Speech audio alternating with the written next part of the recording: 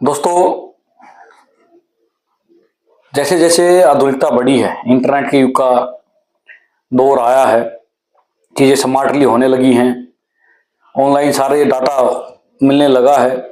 यहाँ तक कि लेना देना भी अब फल सब्जी अन्य जो जरूरत की चीज़ें हैं, जैसे जैसे वो ऑनलाइन उपलब्ध होने लगी, यानी कि आसानी से उपलब्ध होने लगी हर एक आदमी के लिए, वैसे वैसे जो फ्रॉड होते थे, जो स्कैम्स होते थे, जो ठग थे, उन्होंने भी अपने काम करने का तरीका बदला है।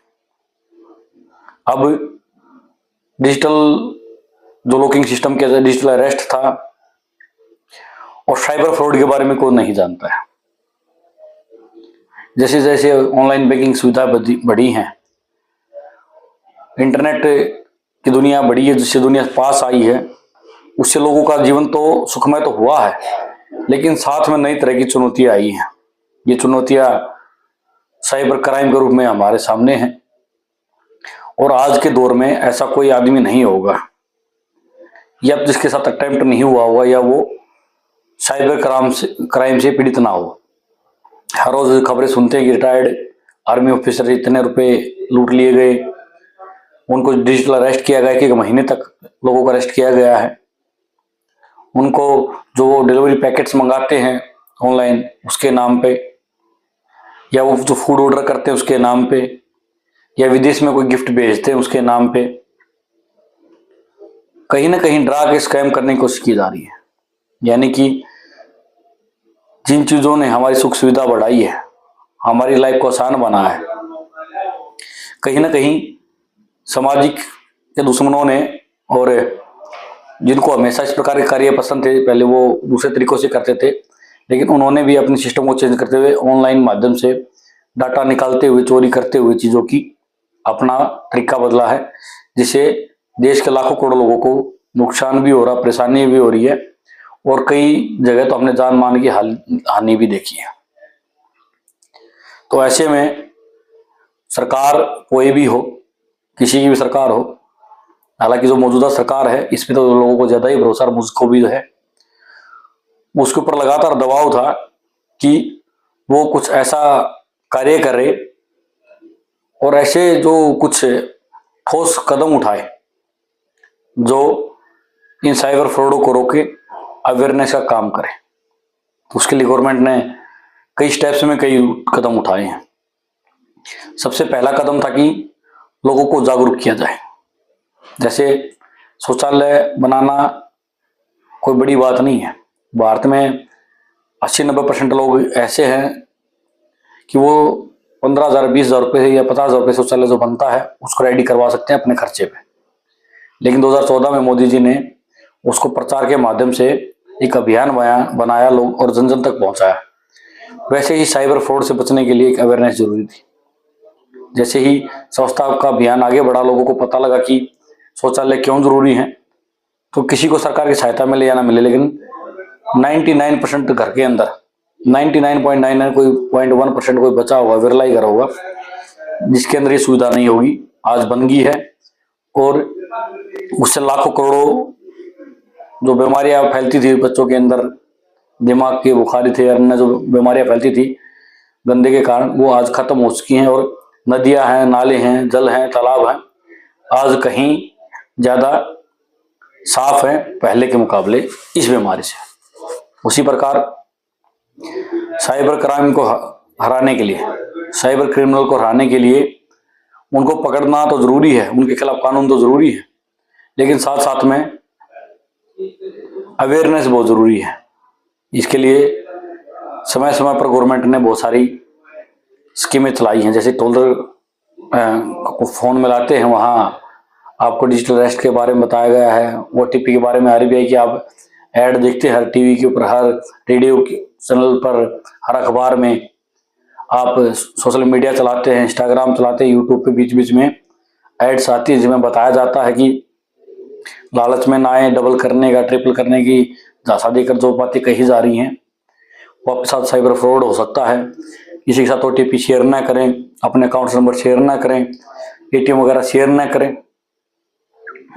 बहुत सारे काम गवर्नमेंट ने किए हैं। प्रधानमंत्री ने, सरकार के अन्य मंत्रियों ने, मुख्यमंत्रियों ने समय समय पर अवेयरनेस के लिए प्रोग्राम चलाए हैं, जिसका बहुत बड़ी अपील हमें देखने को मिल रही है और बहुत ज़्यादा असर हुआ, लोग अवेयर भी हुए हैं। अब तो सोशल मीडिया पर ऐसे वीडियो भी आते हैं जिसमें लोग साइबर फ्रॉड वालों के मजे लेते हुए या उनके साथ चैटिंग करते हैं, उनको धमकाते हुए दिखाई देते हैं। उसी कड़ी में बहुत सारे कानून लेके आई, साइबर क्राइम को BNS की धारा और अन्य जो भारतीय न्याय संहिता उनमें शामिल किया गया। साइबर फ्रॉड के लिए अलग से थाने बनाए गए, अलग से टीमें बनाई गई, पुलिस को भी स्पेशल ट्रेनिंग दी जाती है और अन्य जो टूल्स बाहर से लेने थे या देश में जिनको उन्नत करने की जरूरत थी वो सारी चीजें बनाई गई हैं। कहने की बात है कि पहले तो अवेयरनेस, उसके बाद जो कानूनी कार्रवाई की जा सकती है उसको बढ़ाया गया है। इसके अलावा डिजिटल सिक्योरिटी को बढ़ावा दिया गया है। जो एप्लीकेशन है गूगल पे, फोन पे है, जिनके माध्यम से ये सारे काम आजकल ऑनलाइन लोग करते हैं, उसको भी सिक्योरिटी में बढ़ावा दिया गया है, जो अवेयरनेस के साथ मिलकर एक बड़े कॉकटेल का काम करती है, अच्छा काम करती है। अब उसी कदम में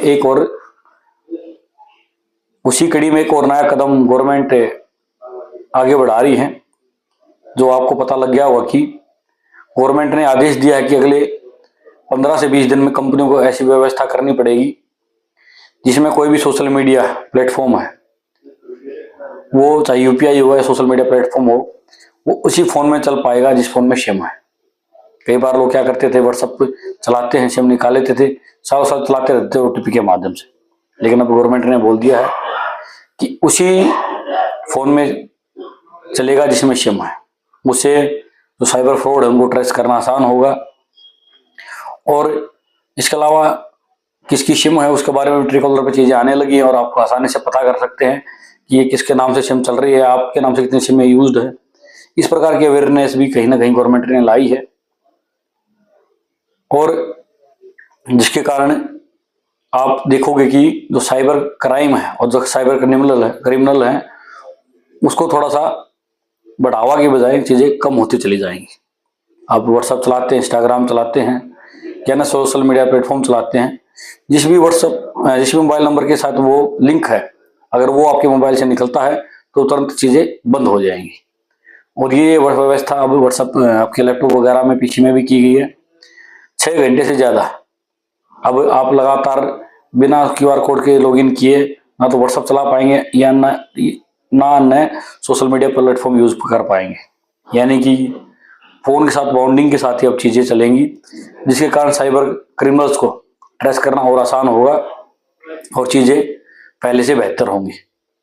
इसको मैं एक अच्छे और स्ट्रॉन्ग कदम की तरफ देखता हूं, जो कि लोगों को साइबर रूप से, डिजिटल रूप से बनाने के लिए बहुत जरूरी है। इसके अलावा दोस्तों अवेयरनेस के प्रोग्राम और बढ़ाने चाहिए और जो क्रियाएं हैं, प्रतिक्रियाएं जो हो रही हैं उनको और लागू करना चाहिए। इसके अलावा दोस्तों बहुत सारे लोगों के अकाउंट फ्रीज हो रहे हैं, अकाउंट रेंट पे दिए जा रहे हैं, इस प्रकार की चीजें लगातार सामने आ रही हैं और हमारे बहुत सारे साथी हैं जो कुछ पैसों के लालच में आ जाते हैं, उनके अकाउंट में लाखों करोड़ों रुपए की रकम मंगाई जाती है और उनको एक छोटा सा हिस्सा देके खुश कर दिया जाता है। बाद में जब ये साइबर क्राइम रिपोर्ट होते हैं तो पुलिस उनकी जांच करती है, चयन सिस्टम में आगे बढ़ती है, तो उनके अकाउंट भी फ्रीज होते हैं और उनको जेल में जाना पड़ता है।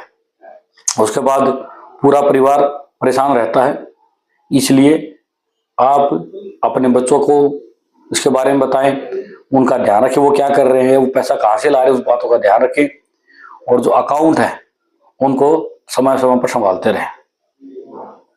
तो दोस्तों आज के अंक में इतना ही। उम्मीद है आज की जानकारी आपको सही लगी होगी। तो मिलेंगे आपसे नेक्स्ट अंक में कुछ नई जानकारी के साथ। तब तक के लिए हमें इजाजत दीजिए। चैनल को सब्सक्राइब कर लें, बेल आइकन जरूर दबा लें। नमस्कार।